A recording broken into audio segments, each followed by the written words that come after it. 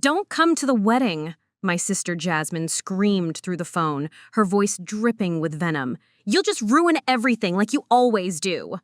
The line went dead, leaving me staring at my phone in the kitchen of my Riverside Heights apartment. I didn't go to her wedding. Instead, I sent the Repo man to collect the Mercedes, the furniture, and every other thing I'd been paying for while she planned her dream wedding on my dime. Before we jump back in, tell us where you're tuning in from. And if this story touches you, make sure you're subscribed, because tomorrow I've saved something extra special for you. My name is Delilah, and from wherever you're watching this, stay with me, because have you ever poured your heart, soul, and bank account into someone's happiness only to be told you're not worthy of witnessing the celebration you made possible? Have you ever been the invisible foundation holding up someone else's palace of dreams while they convinced everyone, including themselves, that you were just dead weight dragging them down? That phone call came 3 weeks before what was supposed to be the wedding of the century in Millbrook Gardens, the most exclusive venue in our city of Crescent Falls. Jasmine had been planning this elaborate affair for 18 months, every detail meticulously crafted to impress her future mother-in-law, the formidable businesswoman Patricia Holloway, and the entire social circle of her fiancé, Dr. Cameron Holloway. The guest list read like a who's who of Crescent Falls society. Judges, politicians, business moguls, and old money families whose approval Jasmine craved more than oxygen itself. But here's what those 300 carefully selected guests didn't know, what Jasmine had conveniently forgotten, and what Dr. Holloway and his pristine family had never bothered to ask: who was actually funding this fairy tale? While Jasmine spent her days at brunch meetings with wedding planners and her evenings at wine tastings to select the perfect vintage for the reception, I was working double shifts as a surgical technician at Mercy General Hospital and running my side business, Deltech Solutions, a medical equipment consulting company I'd built from nothing. Every paycheck, every contract, every late night I spent building my business, it all flowed into the same black hole, Jasmine's vision of perfection. The $15,000 for her custom Vera Wang dress? My credit card. The $8,000 monthly payments on her BMW that she absolutely needed to make the right impression on Cameron's family? My bank account. The $3,200 rent for her luxury apartment in the prestigious Oakmont district, where she hosted her endless parade of engagement parties and bridal showers? You guessed it, me again. But it wasn't just the wedding. Oh no, this pattern went back years. When Jasmine decided she wanted to find herself after college, I paid for her 6-month spiritual journey through Thailand and Bali. When she came back and declared she was going to be an interior designer, I funded her certification courses and the startup costs for her boutique firm, Jasmine Rose Interiors, which folded within 8 months because she spent more time posting Instagram photos of coffee cups than actually working with clients. When she met Cameron at a charity gala, a ticket I had purchased for her because networking was essential for her career, guess who financed the transformation? The personal trainer, the wardrobe overhaul, the elocution lessons to lose her common accent, the membership to the exclusive Willowbrook Country Club where Cameron's family socialized, all of it traced back to my increasingly strained financial accounts. The irony was suffocating. While I was working 70-hour weeks and living in a modest 2-bedroom apartment with my rescue dog Charlie, Jasmine was floating through Crescent Falls society like some sort of princess, attending gallery openings and charity luncheons, her social media feed a carefully curated display of luxury and leisure. She'd even started telling people that our parents, who'd passed away in a car accident 5 years earlier, had left her a family trust fund. The truth? The only thing our parents left us was each other, their blessing, and about $30,000 in life insurance money that barely covered their funeral expenses. But somewhere along the way, Jasmine had convinced herself that her lifestyle was normal, that she deserved it, that I was simply the responsible older sister who had it together financially and was happy to help. She never asked where the money came from, never questioned how a hospital technician could afford to subsidize her champagne tastes. She just took and took and took, while I told myself that this was what family did for each other. The breaking point came during what should have been a simple conversation about the wedding seating arrangements. I'd called to ask where I should sit during the ceremony. Would I be in the family section? With Cameron's relatives? Maybe at the table with our childhood friends? It seemed like a reasonable question from someone who was quite literally paying for the entire event. That's when Jasmine's voice turned ice cold. Actually, Delilah, I've been meaning to talk to you about that. Cameron's mother thinks it would be better if you didn't come. The words hit me like a physical blow. What do you mean, didn't come? Look, Patricia has very specific ideas about how this wedding should look. The guest list is extremely curated. She's worried that having you there might send the wrong message about our family's status. I gripped the phone tighter. What status? What are you talking about? You know what I mean. Your job, your apartment, your whole situation. Patricia thinks it might reflect poorly on Cameron and me, like we come from a working-class background. The hypocrisy was so stunning, I actually laughed. Jasmine, we do come from a working-class background. Dad was a mechanic, Mom was a school secretary, and my job is paying for your wedding. That's when she exploded. Don't be so dramatic. I never asked you to pay for anything. You chose to help because you wanted to, because you love me. But that doesn't mean you get to hold it over my head or force your way into situations where you don't fit. Don't fit? This is your wedding, Jasmine. I'm your sister. And you're embarrassing me, she screamed. Patricia already thinks I'm beneath Cameron's standards. Having his family see that my sister is just a hospital worker living in some tiny apartment with a dog will ruin everything I've worked for. Just a hospital worker.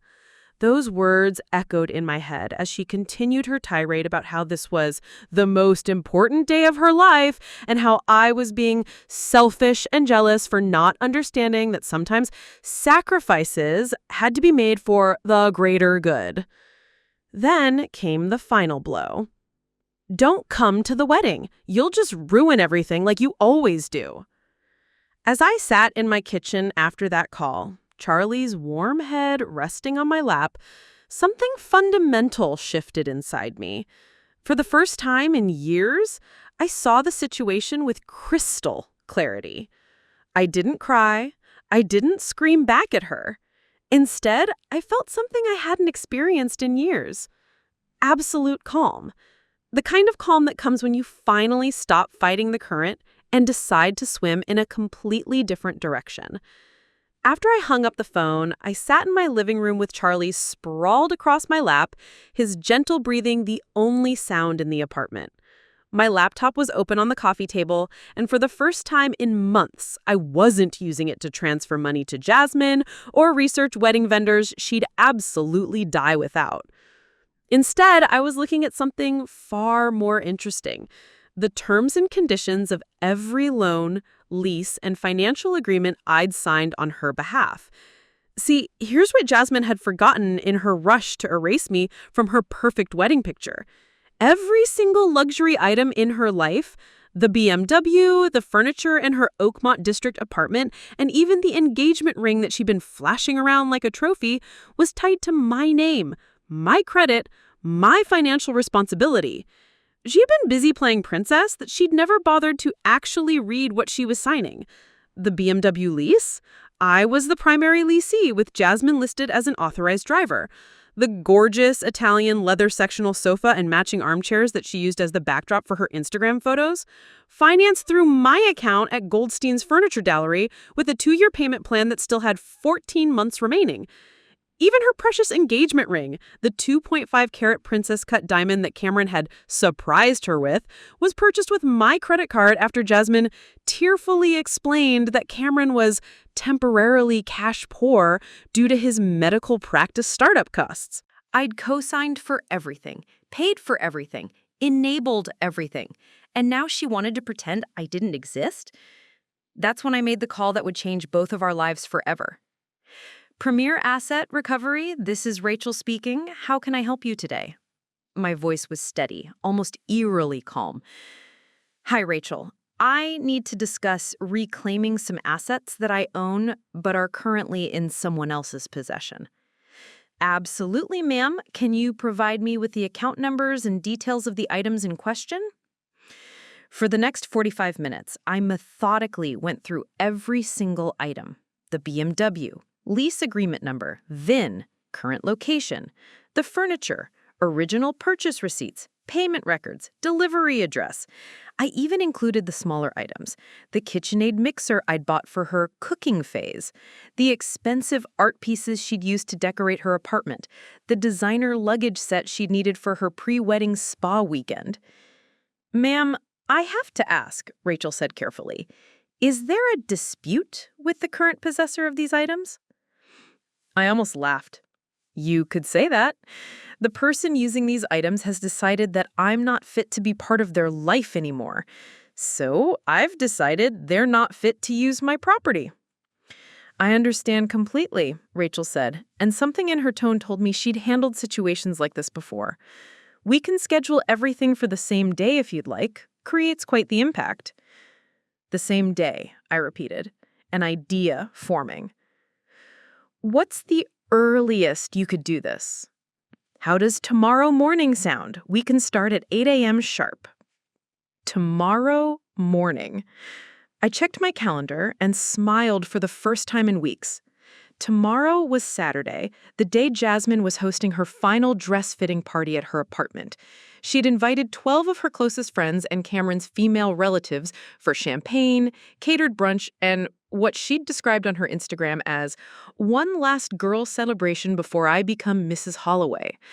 Tomorrow morning is perfect, I told Rachel. After I hung up, I felt something I hadn't experienced in years, excitement. Not the anxious, people-pleasing excitement I usually felt when planning something for Jasmine, but pure, selfish, delicious anticipation. For once, I was planning something entirely for myself. I spent that evening doing something revolutionary. Absolutely nothing for Jasmine. Instead, I ordered Thai food from my favorite place, opened a bottle of wine I'd been saving, and watched romantic comedies with Charlie. My phone buzzed occasionally with texts from Jasmine, pictures of centerpiece options, questions about whether I thought the florist was understating her vision, complaints about Patricia Holloway's latest wedding demands. For the first time in 3 years, I didn't respond to a single message. Around 10 p.m., my phone rang. Jasmine's face filled the screen, but I let it go to voicemail. Then she called again. And again. By the fourth call, curiosity got the better of me. What, Jasmine? Finally! I've been trying to reach you all evening. Listen, I know our conversation earlier got a little heated, but I've been thinking. Have you? Yes, and I realize maybe I was a bit harsh. Patricia has very high standards, but that doesn't mean we can't find a way to include you somehow. Maybe you could help with the gift table, or help with the gift table. I interrupted. At the wedding I'm paying for? See, this is exactly what I mean. You're being so dramatic about everything. I never ask you to pay for my wedding.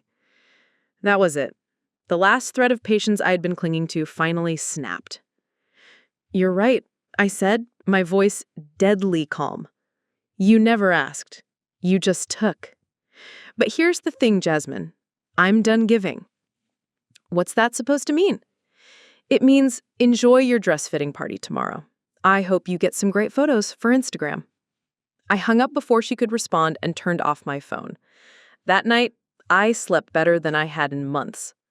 Saturday morning arrived crisp and clear, one of those perfect October days that makes everything feel possible. I was up at 6 a.m., not from anxiety, but from pure anticipation.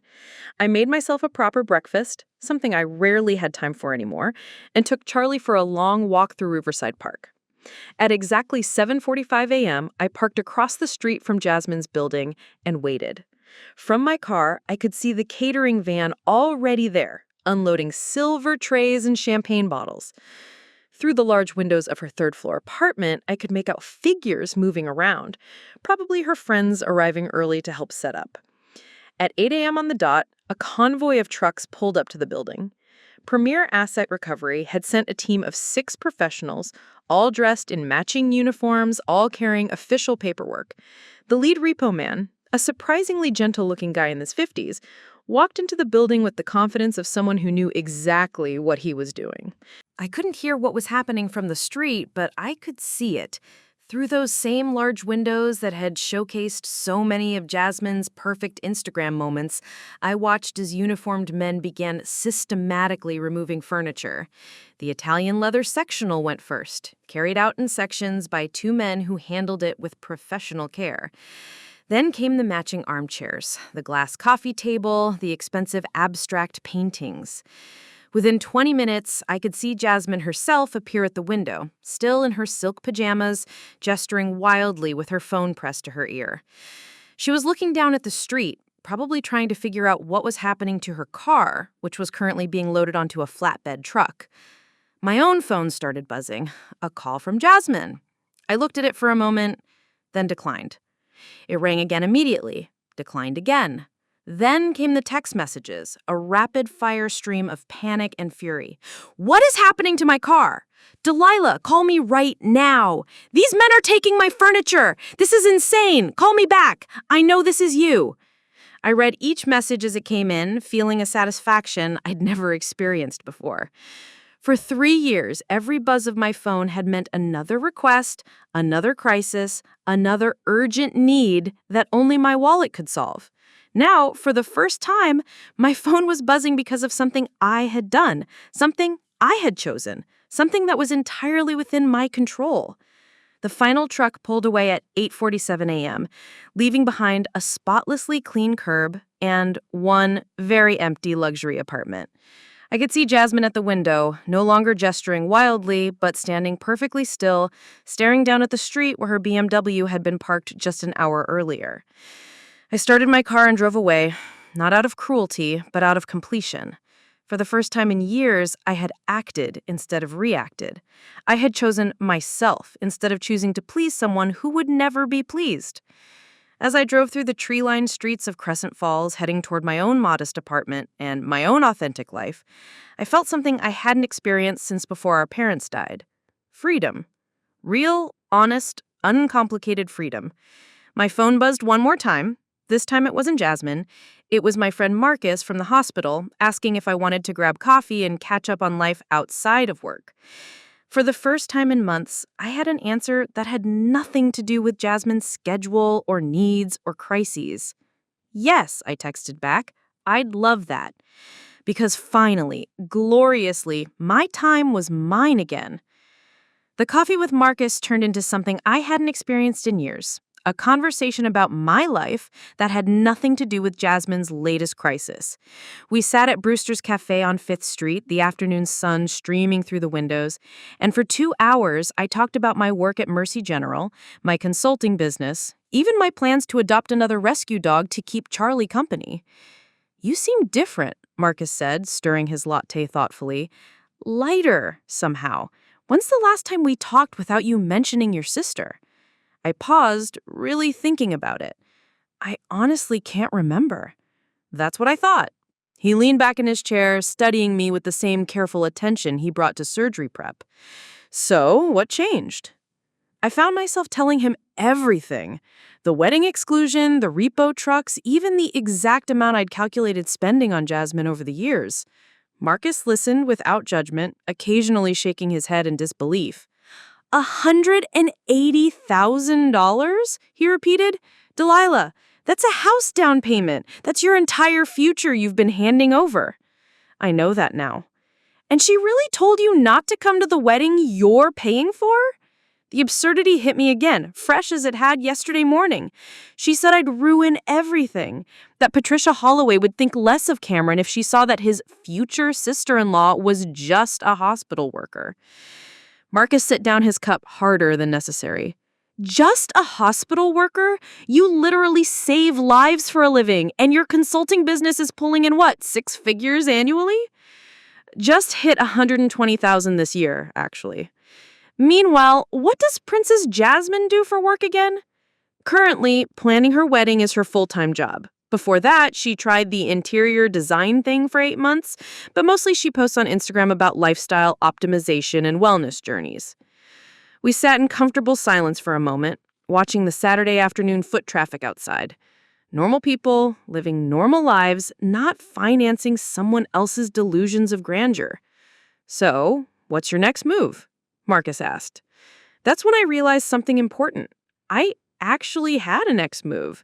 For 3 years, my life had been reactive, always responding to Jasmine's latest need or crisis. Now, for the first time, I was the one making decisions. I'm cutting off everything, I said, the words feeling both. When I got home that evening, I spread my laptop, bank statements, and a legal pad across my kitchen table.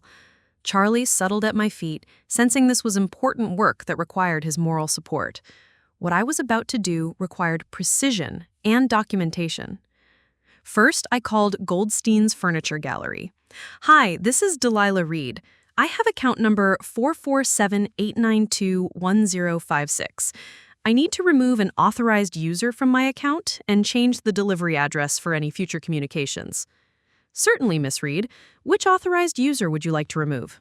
Jasmine Reed. And I need to update you that any items purchased on this account and currently at 2847 Oakmont Drive, apartment 3C, have been legally repossessed due to non-payment. The customer service representative paused. I see. We'll update the account immediately. Is there anything else? Yes, if anyone contacts you claiming to be me but gives that Oakmont address, they are not authorized to make any purchases or inquiries. All account communications should come to my Riverside Heights address only. Next, I called Cameron's jeweler.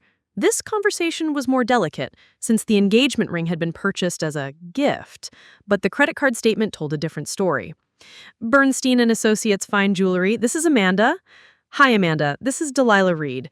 I purchased an engagement ring from you in March, charged to my Visa ending in 4827. I need to inquire about the return policy. Let me pull up that account. Oh yes, the 2.5 carat princess cut. Beautiful piece. Is there an issue with the ring? The engagement has been called off, I said smoothly. It wasn't technically true yet, but given Jasmine's current furniture list situation, I suspected it would be soon. I'd like to discuss return options. Of course. Our policy allows returns within 60 days for a full refund, minus a 15% restocking fee. After that, we offer store credit or can help arrange a consignment sale. I did quick math. March to October was well beyond 60 days, but a consignment sale could still recover most of the $18,000 I'd spent. I'd like to schedule a consultation for consignment options. Certainly. Would the ring holder be bringing it in, or would you be retrieving it first? I'll be retrieving it first. My phone had been buzzing intermittently throughout these calls, but I'd left it face down on the counter. Now I flipped it over to find 23 missed calls from Jasmine, 47 text messages, and even 2 voicemails from Cameron. The desperation was escalating exactly as I had expected.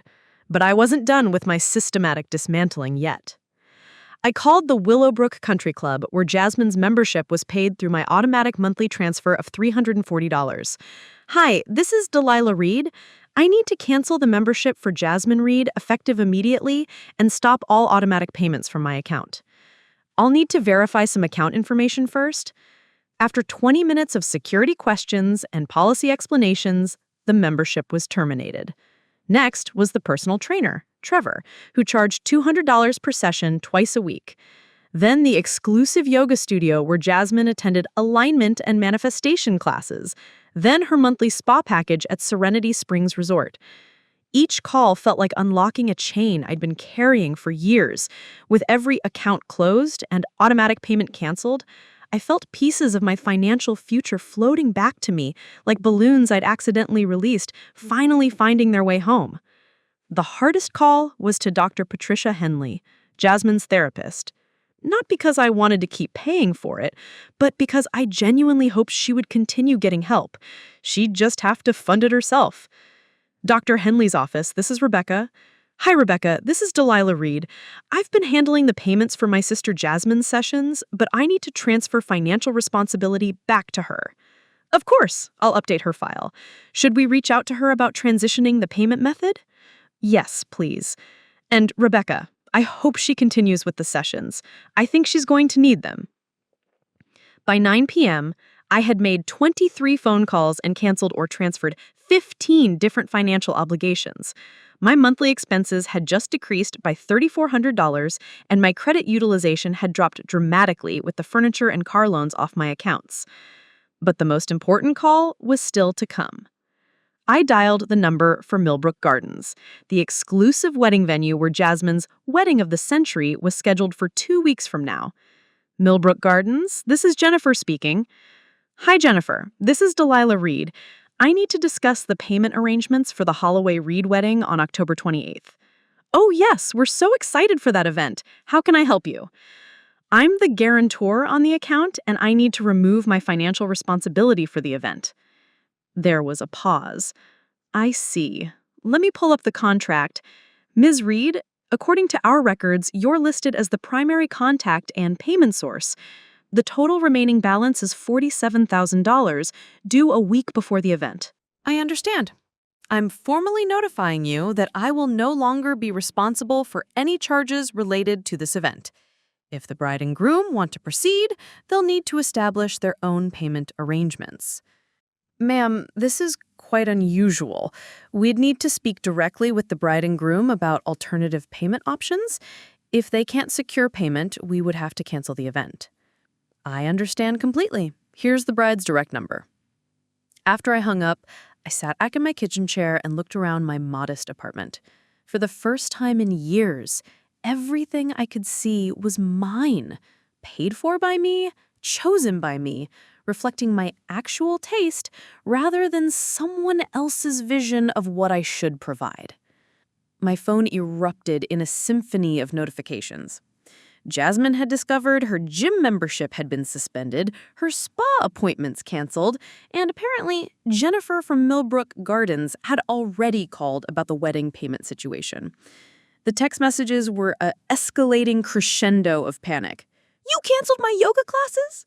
Trevor says you stopped paying him. Delilah, what are you doing? The venue called Cameron about payment.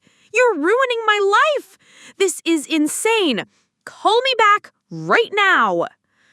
I read each message with growing satisfaction. For 3 years, every crisis had been mine to solve, every problem mine to fund. Now, for the first time, Jasmine was experiencing the natural consequences of her choices without my safety net. Around 11 p.m., my doorbell rang. I looked through the peephole to see Cameron standing in my hallway, still in his hospital scrubs, looking exhausted and confused. I opened the door but didn't invite him in. Delilah, what's going on? Jasmine is hysterical. She says you repossessed her car and furniture. The wedding venue called about payment issues? I looked at this man who was about to marry my sister without ever once asking how she afforded her lifestyle, who had proposed with a ring charged to my credit card, who was planning a wedding funded entirely by the woman his future mother-in-law deemed unworthy of attending. Cameron, I said gently, I think it's time you and Jasmine had an honest conversation about finances. But I don't understand. Ask her to show you her bank statements from the last 3 years. Ask her how she's been paying for her apartment, her car, her country club membership. Ask her where the money came from for your engagement ring. His face went pale. The ring? But I thought, I know what you thought. But maybe it's time you knew the truth about who you're marrying and what your marriage is actually built on. I closed the door gently, leaving him standing in the hallway with questions I'd been carrying alone for too long. Inside my apartment, I poured myself a glass of wine and sat with Charlie on my thrift store couch. Tomorrow, I had plans to visit the animal shelter about giving Charlie a companion. Next week, I was going to tour a larger apartment with a yard. Next month, I was planning a vacation that had nothing to do with anyone's wedding. For the first time in 3 years, my future belonged entirely to me. Sunday morning arrived with the kind of peaceful quiet I hadn't experienced in years. No urgent texts about wedding emergencies, no early morning calls about some crisis that required my immediate financial intervention. I was making pancakes, actual pancakes from scratch, something I hadn't had time for in months, when the first wave hit. My phone rang at 9:47 a.m. Patricia Holloway's name appeared on the screen, a contact I never wanted but had been forced to add when Jasmine started using me as her personal reference for everything from apartment applications to country club vouchers. I almost let it go to voicemail, but curiosity won. "Hello, Mrs. Holloway." Delilah. Her voice carried that particular blend of condescension and barely controlled panic that only old money could produce when faced with the possibility of public embarrassment. "We need to discuss this situation with Jasmine immediately." "Which situation would that be?" "Don't play games with me, young lady. Cameron came home last night absolutely distraught. He says you've been financing Jasmine's entire lifestyle, and now you've suddenly cut her off. The wedding venue called this morning demanding immediate payment or they'll cancel the event." I flipped my pancakes, enjoying the perfect golden brown color. And this is completely unacceptable. Do you have any idea what this family has invested in this wedding? The invitations alone cost $3,000. We've arranged accommodations for relatives flying in from New York and California. The social implications of a last-minute cancellation would be devastating. "Mrs. Holloway, with all due respect, what does any of that have to do with me?" The silence on the other end was so complete I could hear her antique clock ticking in the background. Patricia Holloway was clearly not accustomed to being questioned. "Excuse me? You heard me. Your son is marrying my sister. Your family's investments and social standing are between you and them. I'm not part of this wedding, remember? Jasmine made that very clear. Now listen here." "No, you listen." Something in my voice must have stopped her cold because the line went quiet again. "For 3 years, I've been subsidizing a lifestyle that allowed Jasmine to pretend she belonged in your social circle. I've paid for her apartment, her car, her clothes, her country club membership, and yes, her wedding. But according to you and your son, I'm not good enough to actually attend the celebration." "That's not... We never said..." "You didn't have to say it directly, Mrs. Holloway. You made your feelings about my status perfectly clear. So I've decided to accept your assessment. If I'm not worthy of being part of this family, then this family isn't worthy of my financial support." I hung up before she could respond, but not before I heard her sharp intake of breath. The same woman who had spent months critiquing Jasmine's background was suddenly very interested in maintaining access to my bank account. 20 minutes later, Cameron called. His voice was strained, exhausted. "Delilah, please, I've been up all night trying to understand what's happening. Jasmine won't stop crying, my mother is threatening to call our family attorney, and the wedding planner just informed us that half our vendors are requesting immediate payment or they'll cancel our services." "Cameron, I'm going to ask you a question, and I want you to think carefully before you answer. In the 8 months you've been engaged to my sister, have you ever wondered how she affords her lifestyle on no income?" I assumed she said there was family money." "There is no family money, Cameron. Our parents left us nothing but love and each other. Every luxury in Jasmine's life, every expensive dinner you two have shared, every piece of jewelry she wears, it all comes from my paycheck." "But that's impossible. The BMW payments alone would be $847 per month. I have the bank statements." The silence stretched so long I thought the call had dropped. "Cameron, are you there?" "I'm here." His voice was barely a whisper. I need to ask you something, and please be honest with me. The engagement ring. $18,000 on my Visa card. Would you like the transaction number? I heard what sounded like him sitting down heavily. Oh my God, Delilah! I had no idea. I swear to you, I thought she had some kind of trust fund or inheritance. She talks about investments and family assets. Cameron, my sister hasn't had a steady job in over 2 years. She's been living off my income while pretending to be something she's not. The question is, who are you actually marrying? The person you think she is or the person she actually is? I need to think. This changes everything. He hung up, leaving me staring at my phone. For the first time, I felt a twinge of sympathy. Not for Jasmine, but for Cameron. He was about to discover that his entire relationship was built on a foundation of lies I'd been forced to fund. By noon, the dam had completely burst. My phone was ringing constantly. Patricia again, then Cameron's father, William Holloway, then someone who identified herself as the family's financial advisor. Each call followed the same pattern. Initial outrage, followed by the gradual realization that they were dealing with someone who was no longer willing to be their secret ATM. But the most telling call came from someone unexpected. Janet Morrison, the wedding planner. Ms. Reed, I'm calling because I'm in quite a predicament. I've been working with your sister for months on what she described as her dream wedding, but I'm now learning that all payments have been coming from you rather than the bride and groom. That's correct. And you're no longer willing to continue funding the event. Also correct. Ms. Reed, may I speak frankly? Please. Your sister has been one of the most demanding brides I've ever worked with. She's changed her mind on major elements at least 6 times, always insisting on upgrades and premium options. When I expressed concerns about costs, she would always say, "Don't worry, my family can handle it." I assumed she meant her parents or a trust fund. She meant me.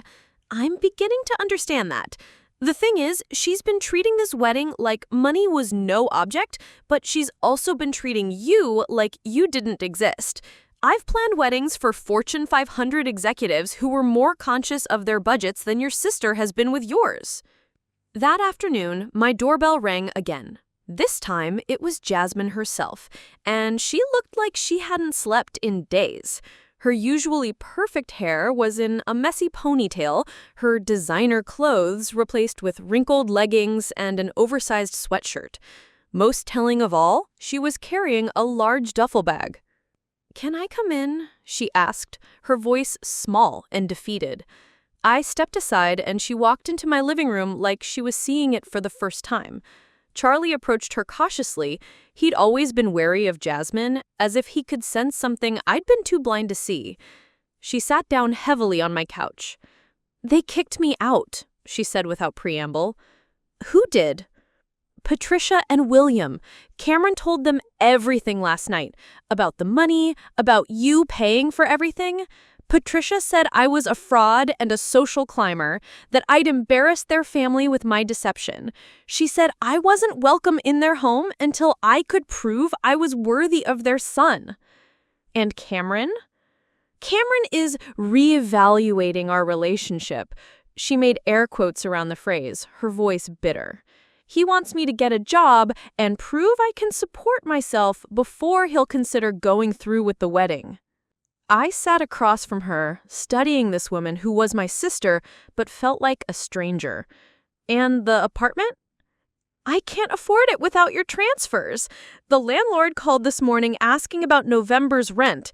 I told him I'd have to get back to him." He looked around my modest living room with its thrift store furniture and amateur art. "I never really looked at this place before. It's actually kind of cozy." "Jasmine, why are you here?" She was quiet for a long moment, staring at her hands. "Because I don't have anywhere else to go. Because for the first time in 3 years, I'm facing reality, and it's terrifying." "And what exactly is that reality?"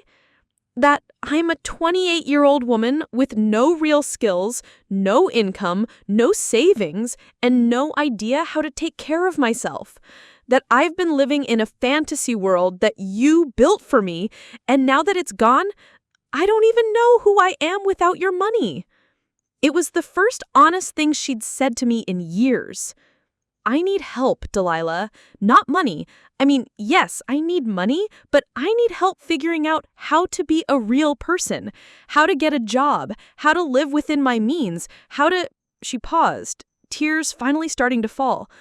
How to be someone worth loving for who I actually am, not for what I can pretend to be. I looked at my sister, really looked at her, sitting in my living room with everything she owned in a duffel bag, finally stripped of all the illusions I'd helped her maintain. For the first time in years, I saw not the demanding princess who had been bleeding me dry, but the lost little girl who had never learned how to stand on her own. Jasmine, I said carefully, before we talk about anything else, I need you to understand something.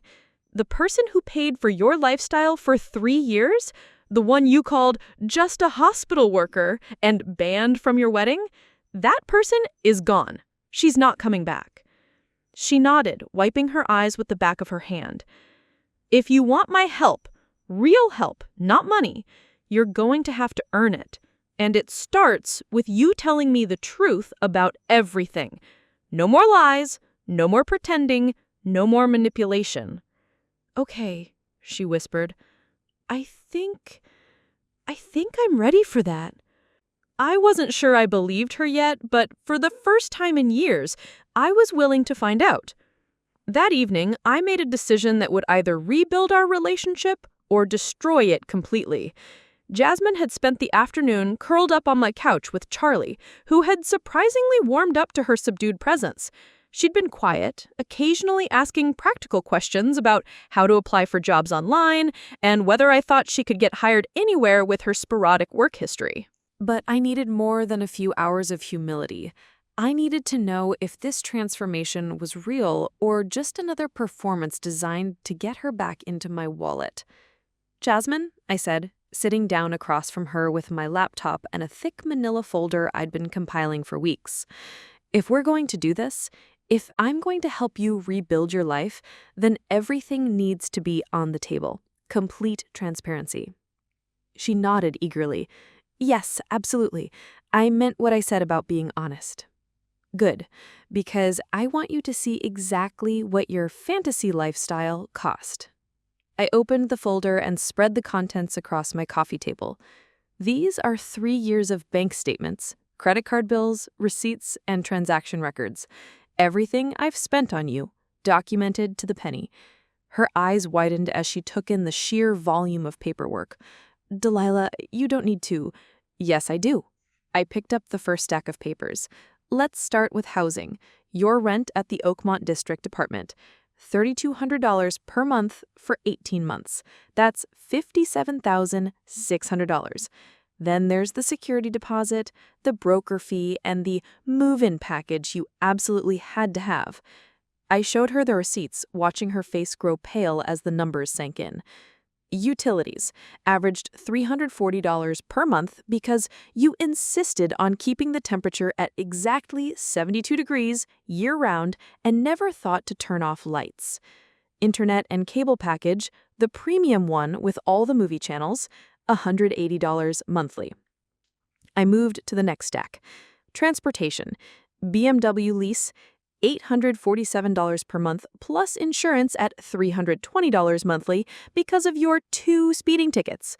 Parking garage rental in downtown for when you wanted to be seen at the right restaurants, $250 monthly. Jasmine picked up one of the insurance statements with shaking hands. I never realized. I thought car insurance was like $50 or something. It is if you have a clean driving record and drive a reasonable car, but you needed the BMW to fit in with Cameron's crowd, remember? I pulled out a folder labeled Lifestyle and Entertainment. Willowbrook Country Club membership, $340 monthly. Personal trainer Trevor, $400 weekly, which you attended maybe half the time. The exclusive yoga studio, $280 monthly for unlimited classes. Serenity Springs Spa, $500 monthly for your wellness maintenance package. With each item, I placed the corresponding receipts in front of her. Credit card statements highlighted in yellow, bank transfer confirmations, automatic payment setups, 3 years of financial evidence laid out like a prosecutor's case. The shopping, I continued, moving to the largest folder. This one was the hardest to track because you spread it across so many stores and websites. Nordstrom, Saks, that boutique on Madison Street where you bought your capsule wardrobe. A conservative estimate, $2,800 per month on clothes, shoes, accessories, and cosmetics. Jasmine was staring at a receipt from her favorite boutique, $1,400 for a single outfit she'd worn to one of Cameron's medical conference dinners. I remembered the stress. I told myself it was an investment because the right outfit would help Cameron's career. His career, but my credit card. I opened another folder. Food and dining. You never cooked, so it was either expensive takeout or restaurants. Your DoorDash account averaged $60 per day. Dinner dates with Cameron where you always insisted on going somewhere impressive. Those alone averaged $800 a month. The papers kept coming. Phone bill, $180 monthly for the unlimited premium plan plus international calling. Subscription services, Netflix, Hulu, Spotify Premium, 3 different fitness apps, 2 meditation apps, a personal styling service that sent you clothes you mostly returned. Even your therapy sessions, I said, pulling out Dr. Henley's billing statements, which, by the way, I hope you'll continue, but you'll need to figure out how to pay for them yourself. By now, the coffee table was completely covered in paperwork, and Jasmine was crying silently. Not the dramatic, attention-seeking tears I'd seen so many times before, but quiet, shocked tears of genuine remorse. The wedding planning, I said, opening the final folder. This is where it got really expensive. The engagement ring, $18,000. Venue deposit, $15,000. Catering deposit, $12,000. Your dress, $8,500. The photographer you absolutely had to have, $6,000 deposit. I showed her the spreadsheet I'd created with every wedding expense item itemized and categorized. Janet Morrison called me yesterday with the final vendor list. Total remaining balance for your dream wedding, $73,000. Jasmine looked up from the papers, her face streaked with tears. How much? In total, how much did I cost you? I flipped to the last page of my spreadsheet, the summary I'd calculated and recalculated, hoping somehow the numbers would be different. $247,000 over 3 years. That's not including interest on credit cards or opportunity cost on money that could have been invested.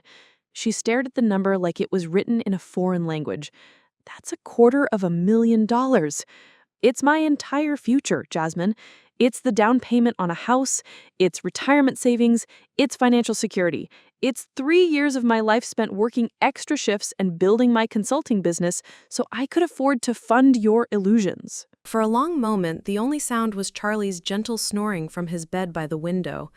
Then Jasmine picked up one of the bank statements and really studied it, looking at the dates, the amounts, the pattern of transfers that had become as regular as breathing. You were working 60-hour weeks, she said, her voice barely audible. All those times I called you and you sounded tired, all those dinners you couldn't go to because you had to work late, I was working to pay for your life while barely living my own. She set down the statement and looked around my apartment with new eyes.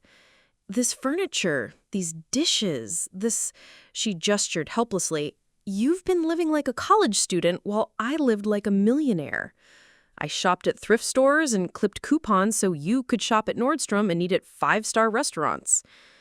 Jasmine stood up abruptly and walked to my kitchen window, staring out at the courtyard where my neighbor's kids were playing. When she turned back, her face had changed. Not just sad anymore, but horrified. I never asked where the money came from because I didn't want to know, did I? I knew if I looked too closely, I'd have to admit what I was doing to you. What were you doing to me, Jasmine? I was stealing your life. The words came out flat, matter of fact. I was stealing your future, your security, your happiness, and calling it love. I convinced myself that you were happy to help, that you wanted to do it because admitting the truth would have meant admitting that I was destroying my own sister. I gathered up some of the papers, needing something to do with my hands. The worst part wasn't the money, Jasmine. It was watching you become someone I didn't recognize.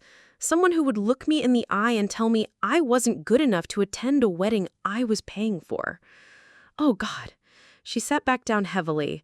I called you just a hospital worker. I said that to the person who was literally saving lives every day while also saving my fake social status. You did. And when Patricia said you weren't suitable to attend the wedding, I agreed with her. I agreed with her about my own sister, the person who made that wedding possible. We sat in silence for several minutes, the weight of 3 years of financial and emotional exploitation spread out between us in neat, documented piles. Finally, Jasmine spoke again. What happens now? To us, I mean. Is there any way back from this? I looked at her, really looked at her. The designer clothes were gone, replaced with borrowed sweatpants. The perfect makeup and styled hair had been replaced with tear-streaked face and messy ponytail. For the first time in years, I was seeing my actual sister instead of the character she'd been playing. I don't know, I said, honestly, but I know it has to happen first. What? I pulled a blank legal pad from under the pile of documents and set it in front of her with a pen. You're going to write down every lie you told Cameron, every story you made up about family money, every time you let someone believe something about our background that wasn't true. Everything. She picked up the pen with trembling hands. And then you're going to call Cameron and tell him the truth. All of it. And you're going to call Patricia and William and apologize for deceiving them. And you're going to call every vendor and explain that you can't pay for services you ordered under false pretenses.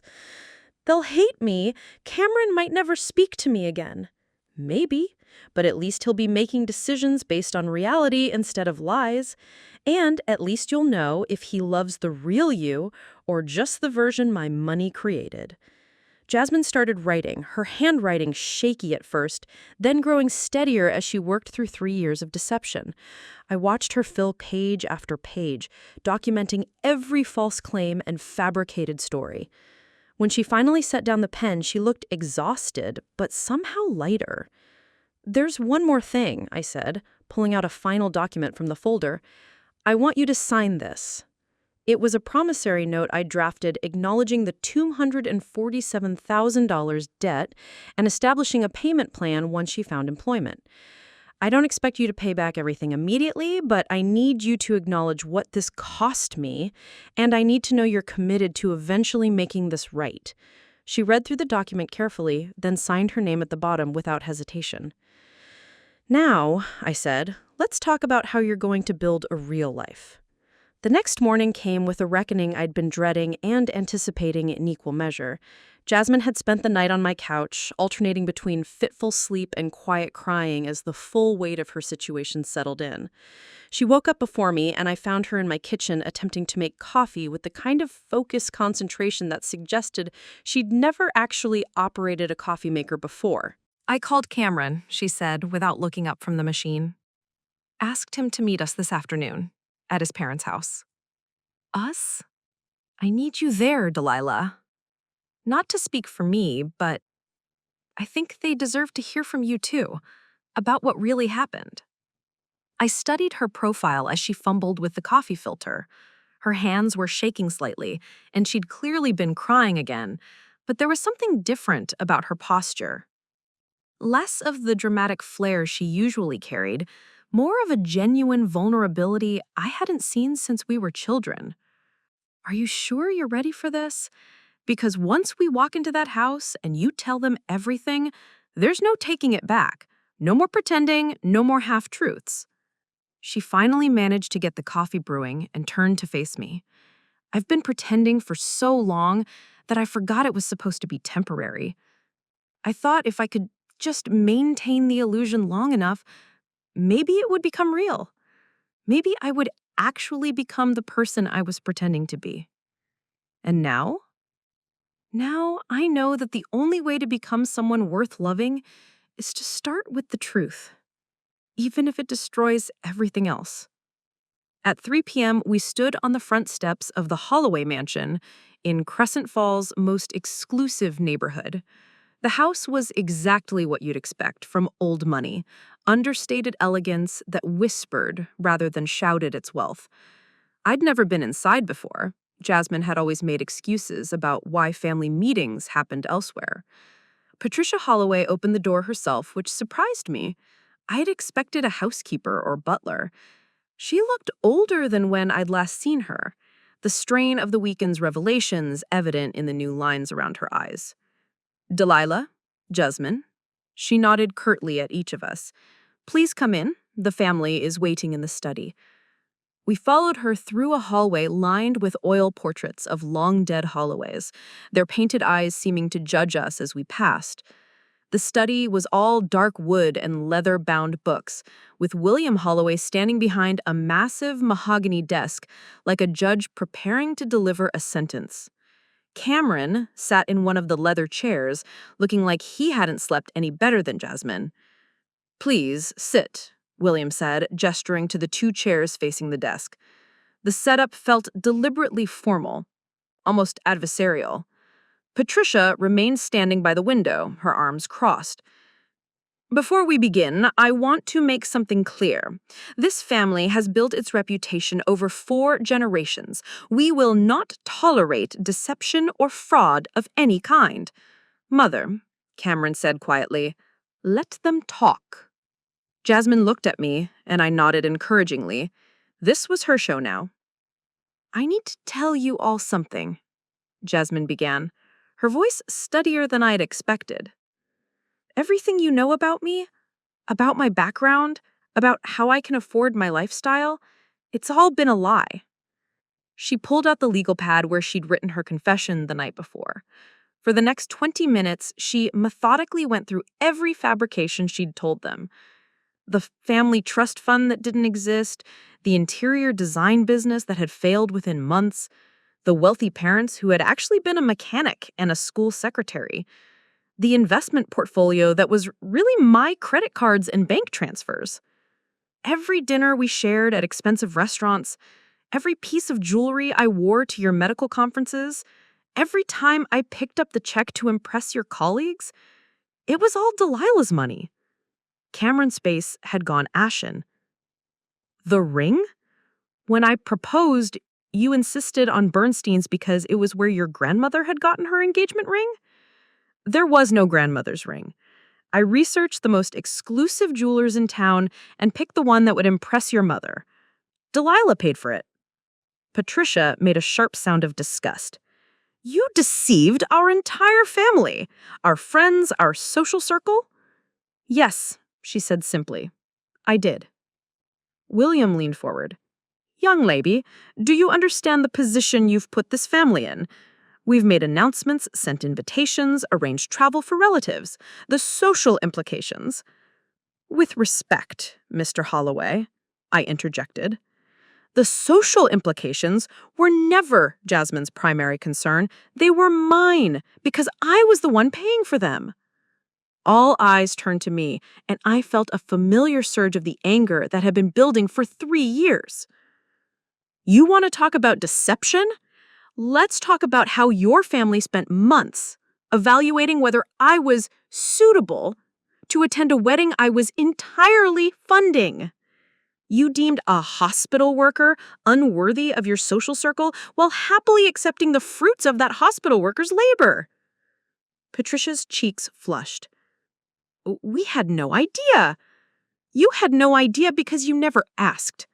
In 8 months of engagement, did any of you ever wonder how a woman with no steady income could afford a lifestyle that rivals your own? Did you ever question where the money came from?" Cameron shifted uncomfortably. "I thought she said there was family money. And you never asked to see proof? Never wanted to meet the financial advisors managing her supposed trust fund? Never wondered why someone with inherited wealth lived in a rental apartment instead of owning property?" The silence stretched uncomfortably. Finally, William cleared his throat. What exactly are you implying, Miss Reed? I'm not implying anything. I'm stating facts. Your family was perfectly happy to accept Jasmine's lies as long as they benefited you. You enjoyed the expensive dinners she paid for, the lavish engagement parties she hosted, the social standing that came with planning an elaborate wedding. You only developed moral objections to deception when the money stopped flowing. Patricia straightened. That is completely unfair. Is it? Because from where I sit, the only difference between last week and this week is that you've discovered your free ride has ended. Jasmine is the same person she was 7 days ago. The only thing that's changed is your access to my bank account. Cameron stood abruptly and walked to the window. This is insane, our entire relationship. Delilah, how could you let this go on for so long? That question hit harder than anything his parents had said. How could I let it go on, Cameron? I've been asking myself that question for 3 years. But let me ask you something. How could you plan to marry someone you knew so little about? I thought I knew her. You knew the version of her that my money created. You fell in love with a performance that cost me $247,000 to stage. The number landed like a physical blow. William actually staggered slightly. $250,000? Patricia whispered. Every penny documented and receipted. 3 years of working double shifts and building my business so my sister could play dress-up in your social circle. And when she finally achieved what she wanted, acceptance into your family, the first thing she did was try to erase me from the picture. Jasmine spoke up, her voice thick with tears. They have every right to hate me. I hate me. But they don't have the right to hate Delilah. She tried to save me from my own lies, and I repaid her by calling her an embarrassment. Cameron turned from the window. Jasmine, I need to ask you something, and I need you to be completely honest. Do you love me, or do you love what I represent? The question hung in the air like smoke. I watched my sister's face as she grappled with an honesty she'd been avoiding for years. I don't know, she said finally. I thought I loved you, but I don't know if I'm capable of loving anyone when I don't even know who I am. I've been pretending for so long that I've lost track of what's real. It wasn't the answer Cameron wanted, but it was probably the most honest thing Jasmine had said in years. William sat down heavily. The wedding is in 12 days. There isn't going to be a wedding, Jasmine said quietly. I can't pay for it, and more importantly, I can't marry someone under false pretenses anymore. We could pay for it, Patricia said suddenly. Postpone it, give you time to sort this out. No, Jasmine's voice was firm. I won't let you subsidize my lies the way Delilah did. If Cameron and I have any chance of a real relationship, it has to be built on truth, not on someone else's money. Cameron looked at her with something that might have been respect. What are you going to do? I'm going to get a job, a real job. I'm going to move back in with Delilah temporarily, if she'll let me, and I'm going to learn how to live within my means. I'm going to pay back every penny I owe her, even if it takes decades. And us? Cameron asked quietly. Jasmine looked at him with clear eyes for what might have been the first time since they'd met. I don't know, Cameron. I need to figure out who I am when I'm not pretending to be someone else. Maybe that person will be someone you could love. Maybe she won't, but she'll be real. As we prepared to leave, Patricia stopped me at the door. Miss Reed, I owe you an apology. Our behavior toward you was inexcusable, regardless of the circumstances. I looked at this woman who had spent months judging my worthiness while benefiting from my generosity. Mrs. Holloway, the only apology I need is for your family to learn something from this. Money doesn't determine character. The person you deemed unworthy of your son's wedding was the same person making that wedding possible. As we walked back to my car, Jasmine was quiet. Finally, she said, I think I just lost the only man who ever proposed to me. Maybe, but you might have found something more valuable. What's that? Yourself.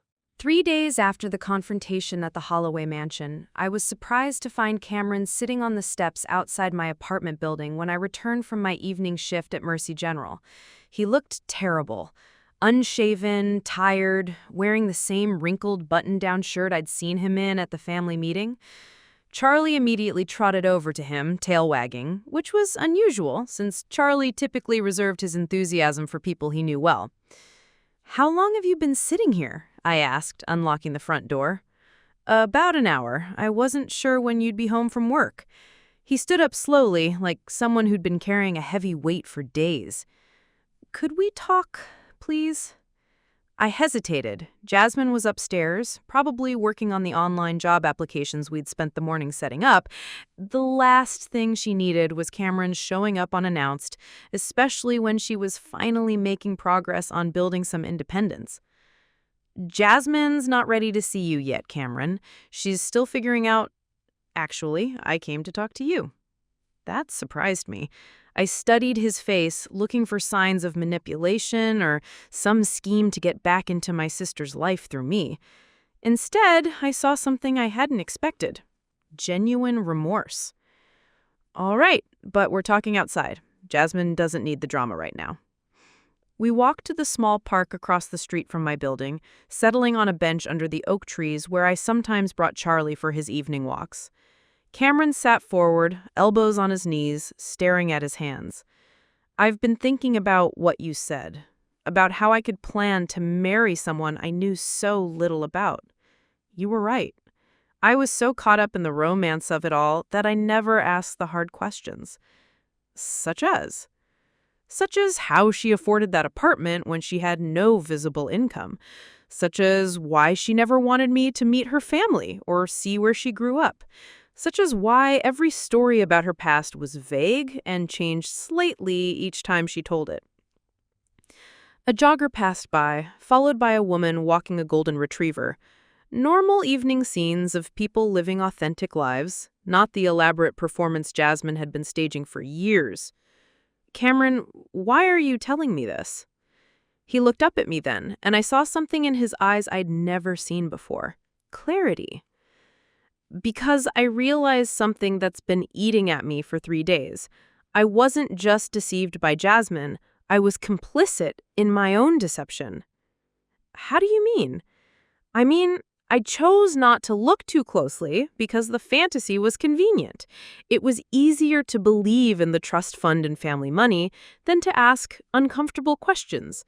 It was easier to enjoy the expensive dinners and lavish lifestyle than to wonder how someone with no job could afford them." He ran his hands through his hair, a gesture I'd seen Jasmine make countless times when she was stressed. "My family, we've always prided ourselves on being discerning, on having high standards. But the truth is, we're just snobs who got seduced by the appearance of wealth." "And what does that have to do with me?" "Everything." He turned to face me fully. "Delilah, you are everything my family claims to value. You're hardworking, successful, self-made, ethical. You literally save lives for a living while building your own business. You're more accomplished than anyone in our social circle." I felt a familiar defensive wall rising. "Cameron, if this is some attempt, it's not.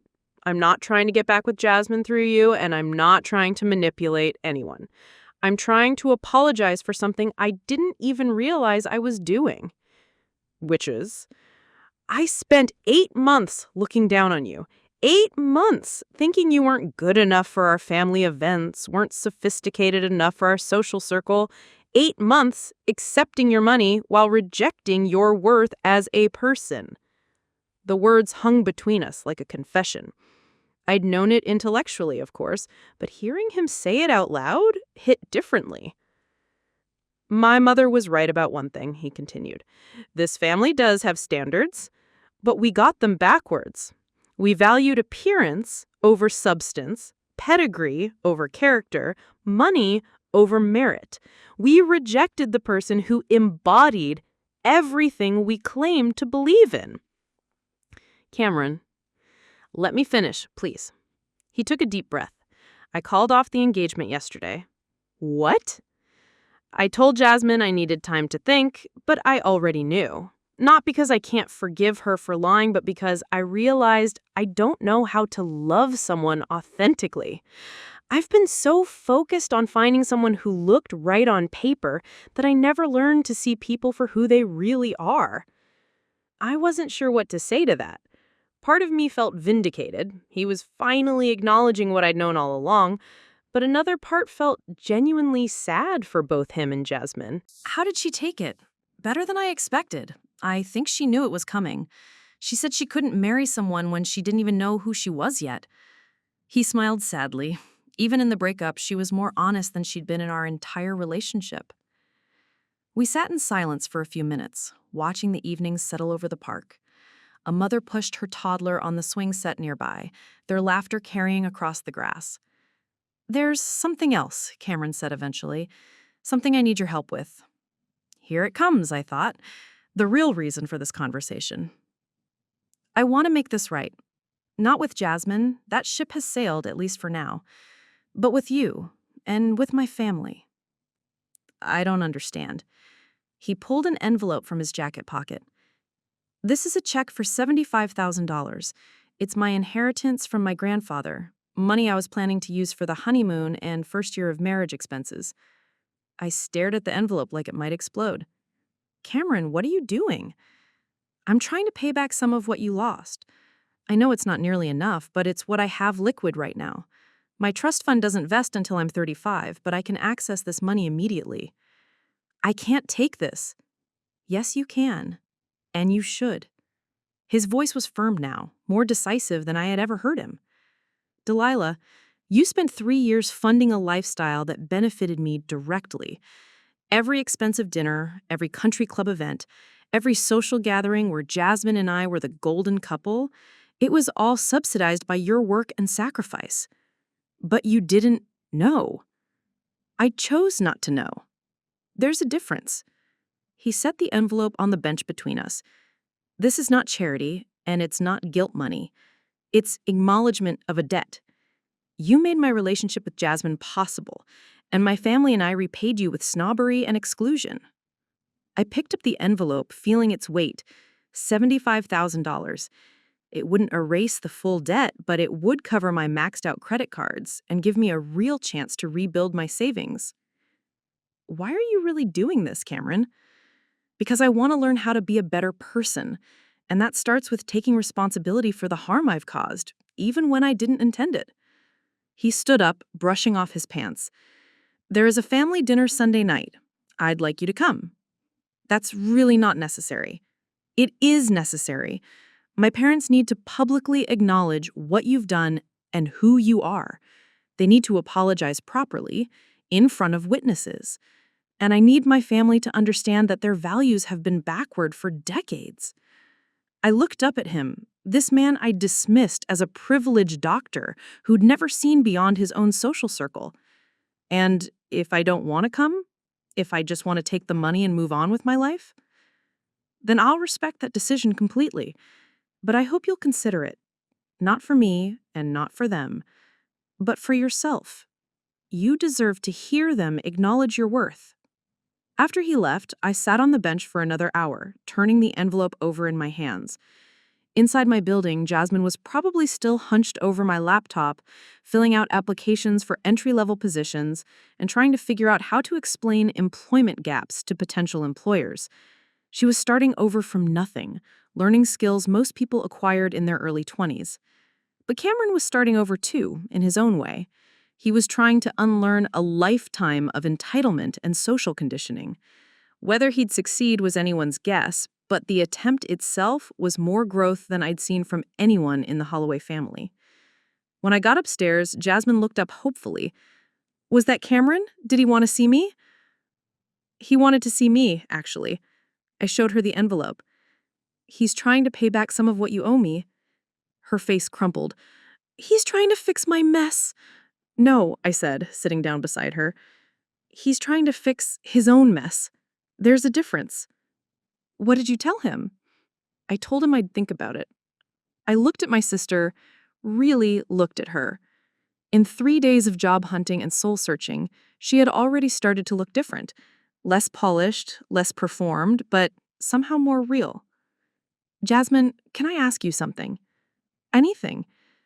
Are you sad about Cameron, or are you relieved? She was quiet for a long moment, staring at the job application on the screen. Both, she said finally. I'm sad because I think I could have loved him if I'd ever let him see the real me, but I'm relieved because I don't have to pretend anymore. And who is the real you? She smiled for the first time in days. I don't know yet, but I'm looking forward to finding out. That night, I called Marcus to tell him about Cameron's unexpected visit and offer. So the rich boy developed a conscience. Stranger things have happened. Do you think I should go to this family dinner? Do you want to? I thought about it. Part of me does. Part of me wants to see Patricia Holloway eat crow in front of her entire social circle. Marcus laughed.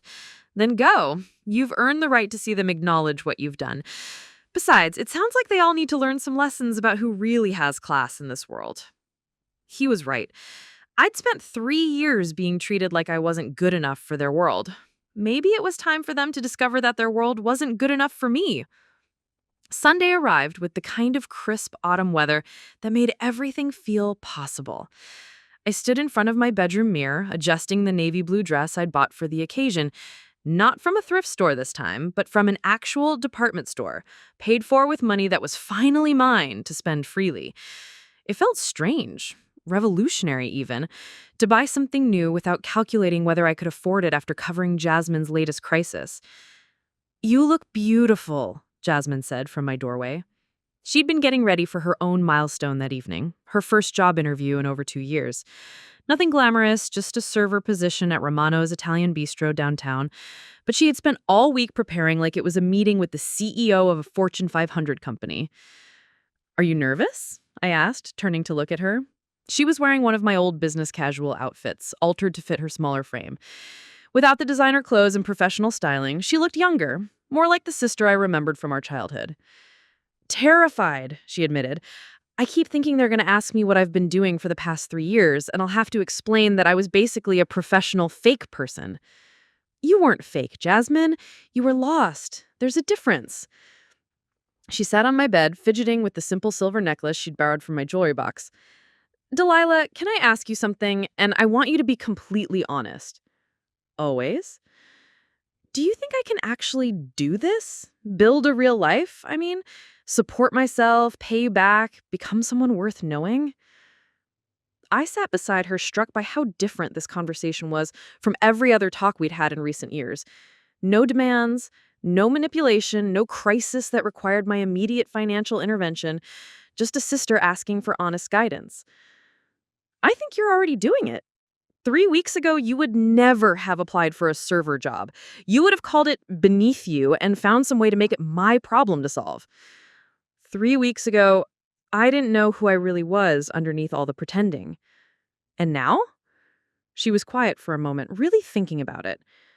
"Now, I think I might actually like the person I'm becoming. She's scared and broke and has no idea what she's doing, but she's real. That's something, right? That's everything." We hugged then, the first genuine embrace we'd shared in years. Not the performative affection she used to display for social media, but the kind of sister hug that said, "I love you, and I believe in you, and we're gonna be okay." The Holloway family dinner was being held at Meridian, the most exclusive restaurant in Crescent Falls. The kind of place Jasmine used to insist on for special occasions, where a single meal could cost more than most people's weekly grocery budget. The irony wasn't lost on me that I was finally being invited to dine with the Holloways at a restaurant I had unknowingly funded dozens of Jasmine's visits to. Cameron met me at the entrance, looking more serious and somehow older than he had just a few days earlier. "Thank you for coming," he said. "I know this isn't easy." "Actually, it's easier than you might think. I've spent 3 years wondering what it would be like to eat here. Now I get to find out." He smiled at that, a real smile that reached his eyes. "You're gonna love the seafood pasta. It's what Jasmine always ordered." Of course it was. $50 pasta was exactly her style. Inside, the restaurant was everything I'd imagined. Understated elegance, soft lighting, the kind of atmosphere that whispered exclusivity rather than shouting it. The Holloway family was already seated at a large round table in the restaurant's most prominent section, where other diners could clearly see and be impressed by their gathering. Patricia stood as we approached, which surprised me. "Delilah, thank you so much for joining us. Please, sit here." She gestured to the seat of honor beside her own, the position typically reserved for the guest of greatest importance. William rose as well, extending his hand formally. "Ms. Reed, it's our pleasure to have you dining with us this evening." The formality felt strange, almost theatrical, but I could see the effort behind it. These people who had spent months treating me like an inconvenience were now going through the elaborate ritual of treating me like visiting royalty. Also at the table were Cameron's sister Victoria, whom I'd met briefly at a few social events, and Patricia's sister Margaret, along with Margaret's husband Richard. The extended family that constituted the Holloway inner circle, all witnesses to whatever Cameron had planned for this evening. "Delilah," Victoria said warmly, "Cameron has told us so much about you.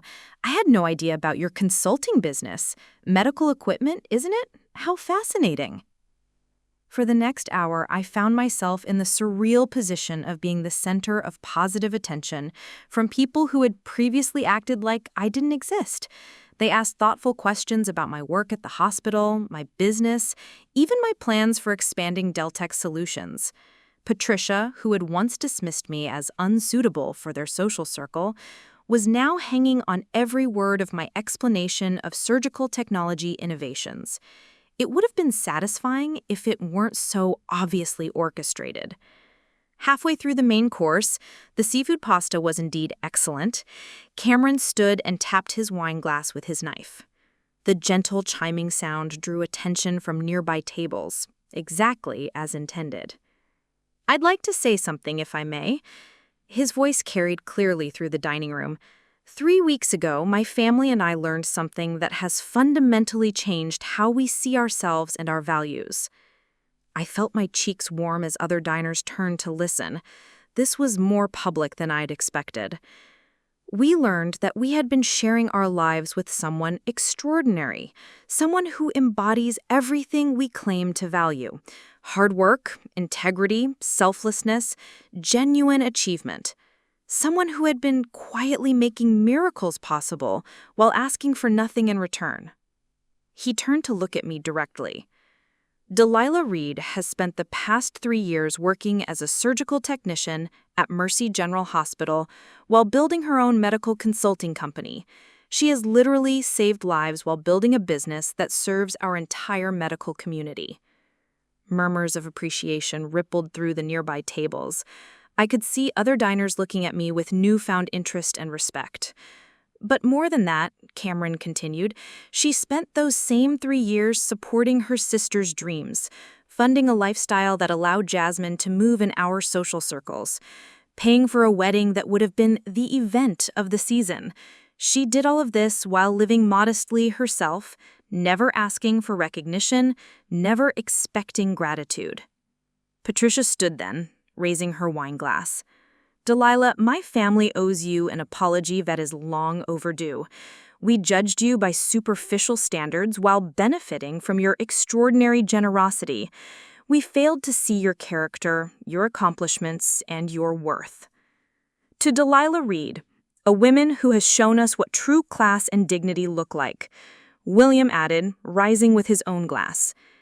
The entire table stood, raising their glasses in a toast that felt both genuine and performative. Around us, other diners joined in, clapping politely for this spontaneous recognition of someone they'd never met, but whose story had clearly touched them. As I sat there, surrounded by applause from strangers and long overdue acknowledgement from the Holloways, I felt something unexpected. Not vindication exactly, and not satisfaction at seeing them humble themselves. Instead, I felt a profound sense of closure. These people's opinions no longer had power over me because I finally understood my own worth. After the toast, Margaret leaned over to me. "My dear, I hope you'll forgive us for being so blind.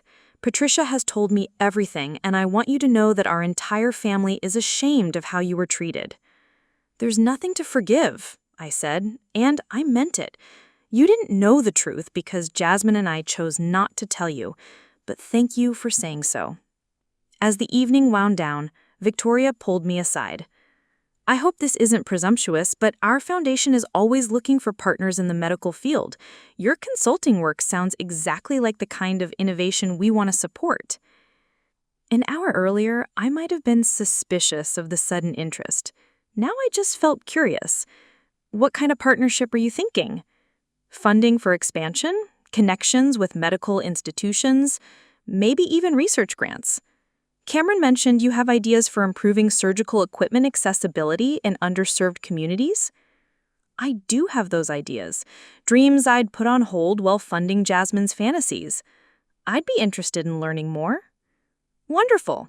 I'll have our foundation director call you this week.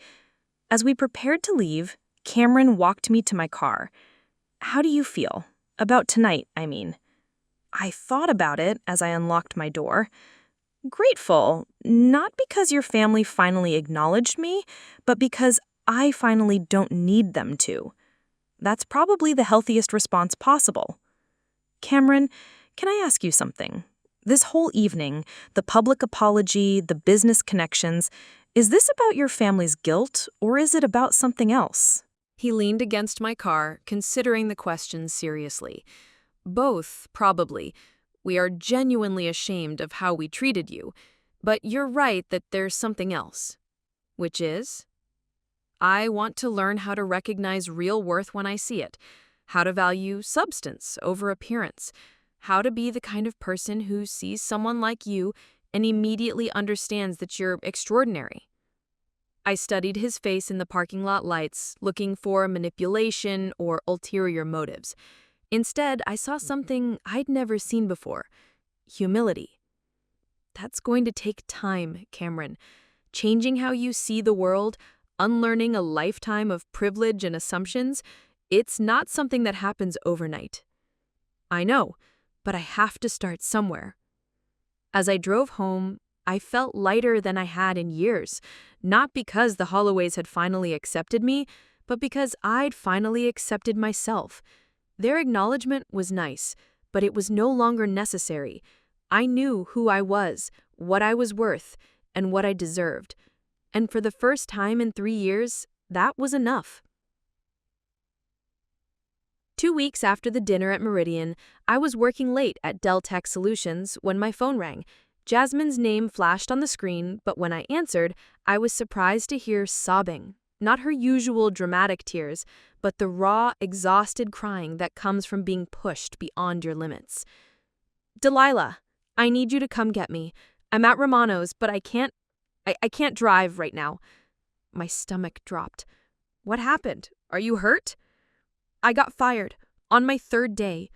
I messed up a tables order, spilled wine on a customer, and when the manager yelled at me, I broke down crying in front of everyone. I was already grabbing my keys. "I'll be there in 10 minutes. Wait inside until I get there." The drive to Romano's gave me time to prepare for what I might find. Part of me worried that this was Jasmine reverting to old patterns, expecting me to fix her problems, rescue her from consequences, enable her return to a life without responsibility. But when I found her sitting in the restaurant's break room, still wearing her black server's uniform with a wine stain down the front, I saw something different. She wasn't calling me to fix this. She was calling me because she needed her sister. "I'm so embarrassed," she said as we walked to my car. "Everyone was watching and I just couldn't hold it together. The manager said I wasn't cut out for real work, that I was obviously someone who'd never had to earn my keep. That's a cruel thing to say to someone on their 3rd day. But he wasn't wrong, was he? I am someone who's never had to earn my keep. I've been living off your earnings for so long that I don't even know how to handle normal workplace stress." We drove in silence for a few minutes, Jasmine staring out the window at the darkening streets of Crescent Falls. Finally, she spoke again. "I keep thinking about something you said weeks ago, about how you worked double shifts while I played dress-up. Tonight, when that customer yelled at me for bringing him the wrong wine, all I could think was that you deal with life-and-death situations every day, and I can't even handle someone being rude about their dinner order. Jasmine, you've been working for less than a week. Learning new skills takes time. Does it, though? Or am I just fundamentally unprepared for real life? Tell me the truth, Delilah. Do you think I'm capable of this? Of actually becoming self-sufficient?" It was a fair question, and she deserved an honest answer. "I think you're capable of learning, but I also think you're going to have to accept that this process is going to be harder and longer than you expected." "How much longer?" "Years, probably. Jasmine, you're essentially starting your adult life at 28. Most people spend their 20s learning how to work, how to fail, how to pick themselves up and try again. You skipped all of that." She was quiet until we reached my apartment building. As we climbed the stairs, she said, "There's something else, something I haven't told you." Inside my apartment, Charlie greeted us with his usual enthusiasm, but even he seemed to sense Jasmine's dejected mood. She sat heavily on my couch and pulled out her phone. "Cameron's been texting me," she said, showing me a series of messages. I read through them, surprised by their tone. They weren't pleading or romantic. Instead, they were thoughtful, supportive messages about her job search, encouragement about building independence, even practical advice on workplace etiquette. "He wants to get back together," she continued. "He says seeing me try to build a real life has made him realize that he fell in love with who I actually am, not just the version your money created." And how do you feel about that? Confused, scared. Part of me wants to say yes, because it would be so much easier. Cameron has money, security, a ready-made life I could step back into. But I keep thinking about what you said at the Holloway house, about whether I love him or just what he represents, and I realized I still don't know the answer to that question. She set her phone aside and looked at me directly. "Delilah, I need to ask you something, and I need you to be brutally honest with me." "Okay. Do you think I should give up on trying to be independent, I mean? Do you think I should just accept that some people aren't cut out for real work and find someone to take care of me?" The question hit me like a physical blow. After everything we'd been through, after all the progress she'd made, the fact that she was even considering giving up felt devastating. "Is that what you want?" I asked carefully. "I want to stop feeling like a failure every single day. I want to stop being embarrassed about who I am and what I can't do. I want to stop disappointing everyone, including myself." I sat beside her on the couch, choosing my words carefully. "Jasmine, 3 weeks ago, you called me an embarrassment and banned me from your wedding. Today, you're sitting in my living room asking for my honest opinion about your life choices. That's not failure. That's growth."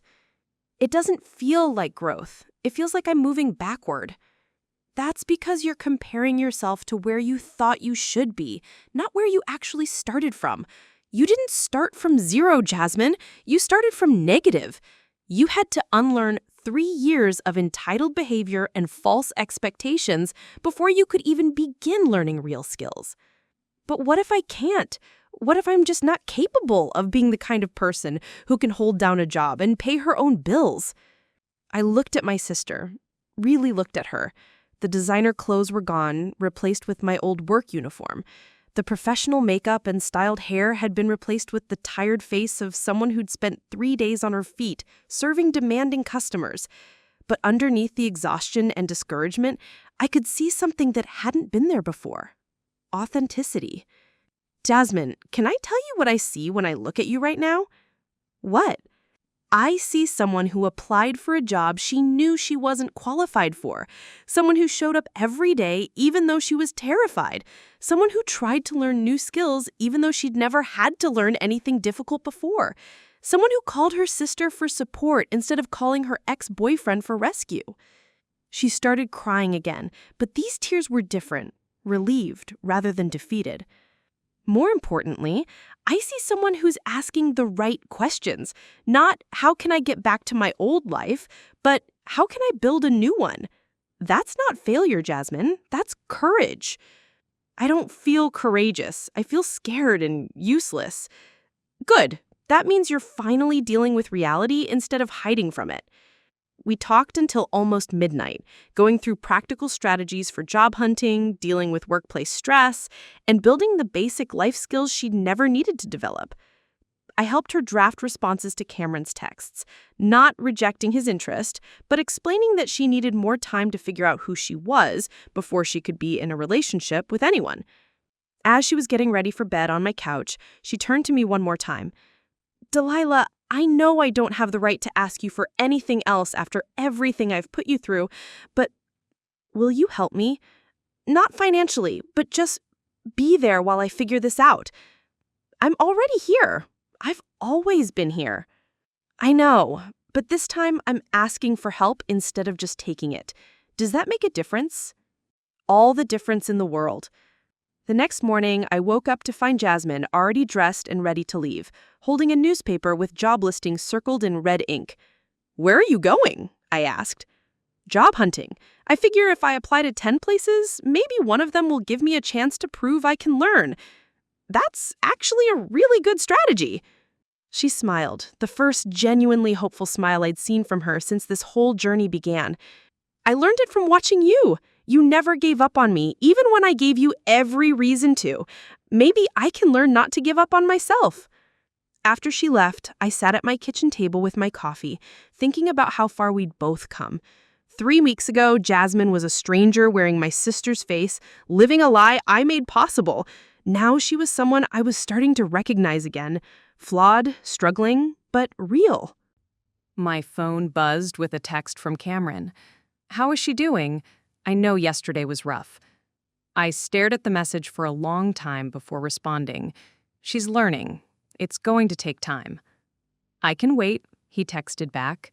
"For the first time in my life, I'm more interested in who someone is becoming than who they appear to be right now." Maybe he was learning too. Maybe all of us were finally ready to build something real instead of just maintaining pretty illusions. Only time would tell if any of us could sustain the hard work that authentic change required. But for the first time in years, I was cautiously optimistic that we might actually succeed. 6 months later, I stood in the lobby of Riverside Medical Center, waiting for Jasmine to finish her shift. Through the glass doors of the hospital cafeteria, I could see her wiping down tables and restocking napkin dispensers, her movements efficient and purposeful. She'd been working there for 4 months now, the longest she'd ever held any job, and something fundamental had changed in the way she carried herself. "She's become one of our most reliable employees," said Linda Martinez, the cafeteria manager, appearing beside me with a warm smile. "Never calls in sick, always volunteers for extra shifts, and the patients love her. She has this way of making everyone feel seen and heard." It was strange hearing someone describe my sister as reliable. For 3 years, the only thing reliable about Jasmine had been her ability to create expensive emergencies. Now she was earning praise for showing up consistently and treating people with kindness. "She's been through a lot," I said simply. "Haven't we all? But most people don't choose to grow from it the way she has." Linda glanced through the glass doors at Jasmine, who was patiently helping an elderly patient navigate the lunch line. "When she first applied here, I'll be honest, I wasn't sure about her. She seemed nervous about everything, using the register, learning the cleaning protocols, even talking to customers. But she worked harder than anyone to learn, and she never complained about starting at the bottom." Starting at the bottom. 6 months ago, Jasmine would have considered hospital cafeteria work beneath her dignity.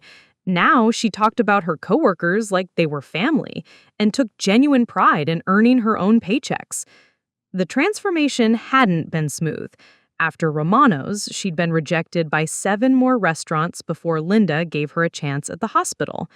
There had been nights when she'd come home exhausted and defeated, questioning whether she was capable of building any kind of real life. There had been moments when Cameron's texts offering to help financially had been almost irresistible, and moments when she'd seriously considered calling Patricia Holloway to apologize and beg for another chance at the easy life. But each time, she'd chosen the harder path. She'd gotten up the next morning, put on her uniform, and tried again. "There's something else," Linda continued, lowering her voice. "Jasmine applied for the shift supervisor position that's opening up next month. I'm planning to recommend her for it." "Supervisor?" I couldn't hide my surprise. She's earned it. She knows the systems better than employees who've been here twice as long, and the other staff respect her. Plus, she has ideas for improving efficiency that could save the hospital money. When Jasmine emerged from the cafeteria, she looked tired but genuinely content in a way I hadn't seen since we were teenagers. She hugged me hello, and I caught the familiar smell of industrial disinfectant and coffee that now clung to her work clothes. "Sorry to keep you waiting. Mrs. Patterson needed help getting her tray to her table, and then I had to show the new guy how to work the soup warmer." Linda says you might be getting promoted? She lit up with an excitement that was completely unguarded. "Can you believe it? Me supervising other people? 6 months ago, I couldn't even figure out how to use a coffee maker, and now they want me to train new employees?" We walked to my car, and I marveled at how different these conversations had become. Instead of dramatic stories about social events and relationship drama, Jasmine talked about workplace challenges, coworker friendships, and small victories like mastering the complicated lunch rush procedures. "How are things with Cameron?" I asked as we drove through downtown Crescent Falls. They'd been rebuilding their relationship slowly, with coffee dates and long walks instead of expensive dinners and social events. "Good. Really good, actually. Different, but good." She rolled down the window, enjoying the spring air. "We had dinner at my place last night. I cooked. Well, I tried to cook. Pasta with marinara sauce from a jar, but it was food I bought with money I earned." "How did that feel?" "Terrifying and amazing. He brought flowers from his garden instead of from the expensive florist, and we watched a movie on my laptop instead of going to some premiere. It was the most romantic night I've ever had. Because it was real." Exactly. When he looks at me now, he's seeing who I actually am, not some character I'm performing. She paused. "And I think I actually love him. Not what he represents or what he can give me, but just him. The way he listens when I tell him about difficult customers. The way he's genuinely proud when I solve a problem at work. The way he doesn't try to rescue me when I'm struggling." We pulled up to her apartment building, a modest one-bedroom place in a working-class neighborhood that she could actually afford on her hospital salary. It wasn't glamorous, but it was hers, paid for with her own labor. "Want to come up? I have something to show you." Her apartment was small but cozy, decorated with thrift store finds and personal touches that reflected her actual personality rather than some aspirational lifestyle. On her kitchen table was a manila folder thick with papers. "What's this?" "My payment plan. I've been working with a financial counselor at the credit union, and we figured out how I can pay you back over the next 10 years. She opened the folder to show me detailed spreadsheets and budget calculations. "I can start with $200 a month now, and as I get promoted and my salary increases, I can pay more." I looked at the numbers, seeing the careful work that had gone into calculating every expense and projecting future earnings. It would take years, and the total amount would include interest, but it was a realistic plan created by someone who finally understood the value of money. "Jasmine, you don't have to—" "Yes, I do. Not because you're demanding it, but because I need to. I need to know that I can take responsibility for the damage I caused, even if it takes a decade to fix." She pulled out another document. "And this is the letter I wrote to Patricia and William Holloway." I read it over, impressed by its honesty and maturity. It was a genuine apology for the deception, an acknowledgement of the harm caused, and a commitment to rebuilding her relationship with Cameron on an authentic foundation. No excuses, no blame shifting, just accountability. Have you sent it? Cameron's going to deliver it tomorrow night at their family dinner. He says they're ready to hear from me, but only if I'm ready to be completely honest. And are you? I think so. I'm tired of carrying around the weight of all those lies. Even if they never forgive me, I need them to know that I understand what I did was wrong.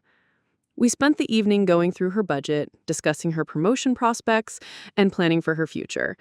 It was the kind of practical, sisterly conversation we should have been having years ago, before money and fantasy and desperation complicated everything between us.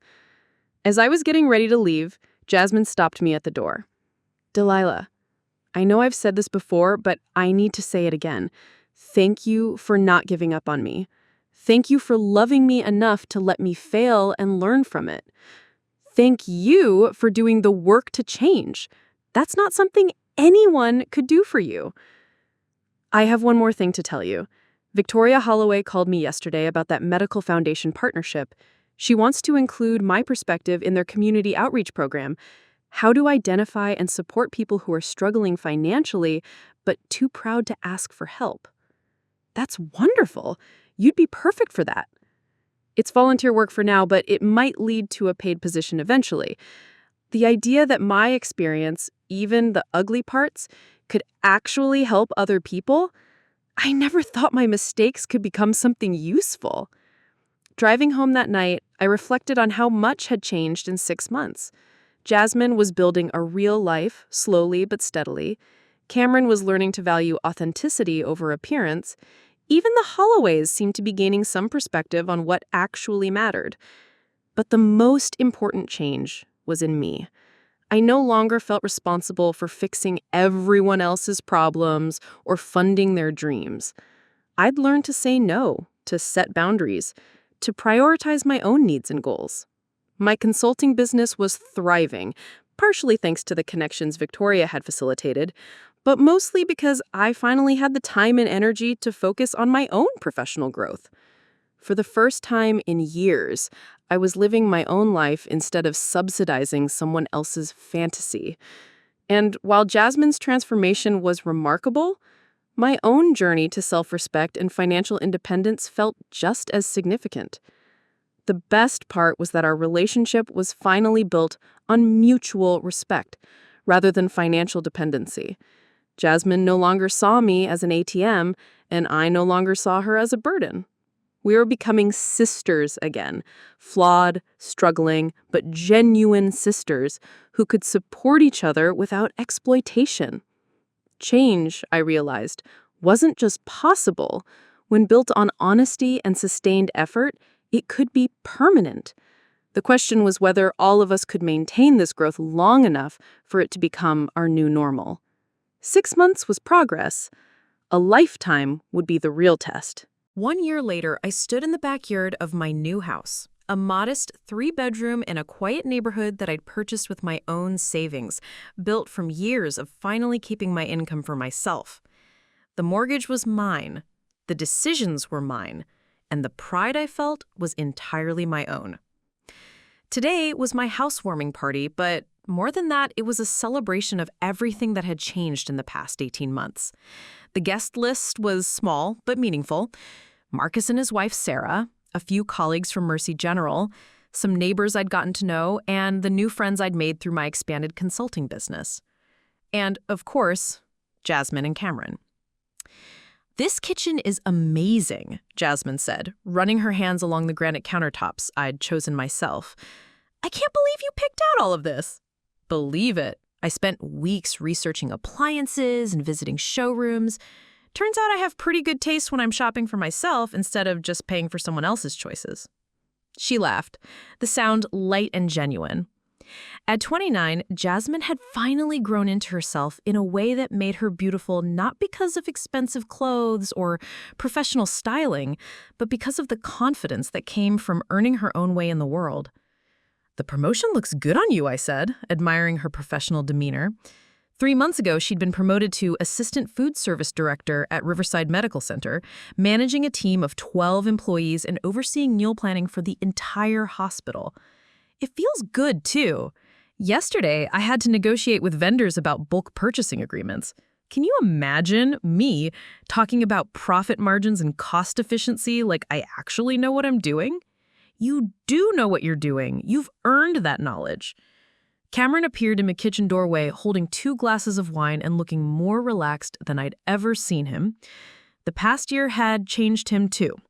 He'd left his family's medical practice to work at a community health clinic, trading prestige and higher income for work that actually felt meaningful to him. "The garden looks incredible, Delilah," he said, handing me a glass. "I can't believe you did all that landscaping yourself." "YouTube University," I said with a grin. "Turns out there are entire channels dedicated to teaching people how to plant flower beds and install sprinkler systems." Through the kitchen window, I could see my guests mingling on the deck I'd had installed last month. Marcus was deep in conversation with Dr. Jennifer Walsh, the community clinic director who had become both a professional contact and a genuine friend. Victoria Holloway was there too, not as Cameron's sister, but as my business partner. Our foundation's medical equipment program had already provided upgraded surgical tools to 3 underserved hospitals.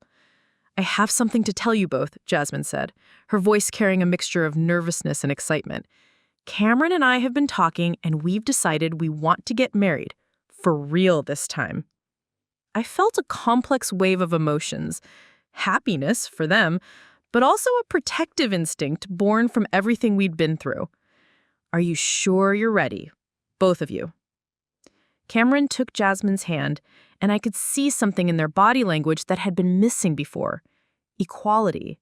They stood together like partners, not like a rescuer and someone being rescued. "We're ready," Cameron said. "But this time, it's going to be different. We want a small ceremony, just family and close friends, something we can pay for ourselves, something that reflects who we actually are instead of who we thought we should be." "The venue is going to be my apartment building's community room," Jasmine added with a smile. 20 guests maximum, potluck reception, and flowers from Cameron's garden. The whole thing will cost less than one of my old monthly shopping sprees. "And of most importantly," Cameron said, "we want you to officiate." "Me?" I nearly choked on my wine. "I'm not qualified to—" "You can get ordained online in about 10 minutes, Jasmine said. "We've already looked into it, Delilah. You're the reason we both learned how to be real people. You're the reason our relationship has any chance of working. We can't imagine anyone else marrying us." Looking at them, I saw 2 people who had genuinely grown up over the past year. Jasmine had learned to work, to save money, to handle conflict without drama, and to find satisfaction in small accomplishments rather than grand gestures. Cameron had learned to see beyond surface appearances, to value character over status, to build a relationship based on mutual respect rather than convenient illusions. I'd be honored. I said it, meaning it completely. As the afternoon wound down and guests began to leave, I found myself alone on my deck with Charlie, watching the sunset paint the sky orange and pink. My phone buzzed with a text from Patricia Holloway. "Thank you for a lovely afternoon. Your home is beautiful, and it's clear how much joy you find in it. We're grateful to be included in your celebration." A year ago, I would never have believed that Patricia Holloway would be texting me with genuine warmth, or that I would feel completely comfortable having her in my home. But people could change, apparently, when they were motivated by genuine remorse rather than social obligation. The real transformation, though, was in myself. I no longer needed anyone's approval or validation. I'd learned to trust my own judgment, to prioritize my own needs, to say no without guilt and yes without resentment. The house around me was proof of what I could accomplish when my energy and resources belonged to me. My consulting business had grown beyond anything I'd imagined possible when I was working double shifts to fund Jasmine's fantasies. Dell Tech Solutions now had contracts with 6 hospitals and a partnership with the Holloway Foundation that was making real differences in patient care. I'd hired 2 employees and was considering opening a second office. But successful different when it was built on authentic effort rather than desperate overwork. I enjoyed my achievements instead of being too exhausted to appreciate them. Marcus emerged from the house, carrying the last of the dishes to his car. "Great party, Del. Your place feels like home already." It is home. For the first time in my adult life, I'm living somewhere that's completely mine. How does it feel? I looked around at my yard, my deck, my house full of furniture I'd chosen and paid for without considering anyone else's needs or opinions. "Like freedom," I said. After everyone left, I walked through my house, turning off lights and straightening cushions. In my living room, I paused in front of the framed photo on my mantle, a picture Marcus had taken that afternoon of Jasmine and me laughing together in my kitchen. We looked relaxed, genuine, like sisters who actually enjoyed each other's company. Next to it was another frame containing the first payment receipt from Jasmine's debt repayment plan. Not because I needed the reminder of what she owed me, but because it represented something important: her commitment to taking responsibility for her choices and making them right. She'd paid me back $2,400 so far, a tiny fraction of the total debt. But every dollar represented hours of honest work and genuine growth. The money mattered less than what it symbolized: a sister who had learned to value what things actually cost. My phone rang, interrupting my thoughts. Jasmine's name appeared on the screen. "Just wanted to say thank you again for today. Your house is perfect, the party was perfect, and I'm so proud of everything you've built. Thank you for being genuinely happy for me. That means more than you know." "Delilah, can I tell you something? Sometimes I think about who I was 18 months ago, and I feel like I'm remembering someone else's life. The person who banned you from a wedding you were paying for, who called you just a hospital worker, who lived off your sacrifices while feeling entitled to more. I don't understand how I became that person." "You became that person because I enabled it. And you stopped being that person because I stopped enabling it. We both had to change." "Do you think we're going to be okay? Really okay, I mean. Do you think I can stay this person I've become?" I thought about the question seriously. Change was fragile, especially in the beginning. It would be easy for Jasmine to slip back into old patterns if life got difficult, easy for Cameron to revert to privilege assumptions, easy for me to fall back into people-pleasing and overgiving. But I'd watched all of us navigate challenges over the past year. I'd seen Jasmine handle workplace conflict without drama, manage money without my intervention, and build a relationship based on honesty rather than performance. I'd seen Cameron choose meaningful work over prestigious work, choose authenticity over appearance. I'd seen myself maintain boundaries even when it was difficult, pursue my own goals even when others needed help. "I think you can," I said, "but only if you keep choosing it every day. Growth isn't something that happens once and then you're done. It's something you have to commit to over and over again." "I'm ready for that. I like who I am now. I like working for things instead of just wanting them. I like earning respect instead of demanding it. I like being someone you can be proud of." "I've always been proud of you, Jasmine, but now I'm proud of who you actually are, not just who I hoped you could become." After we hung up, I sat on my couch with Charlie curled up beside me, looking around at the life I'd finally built for myself. Everything in this house had been chosen and purchased by someone who knew her own worth.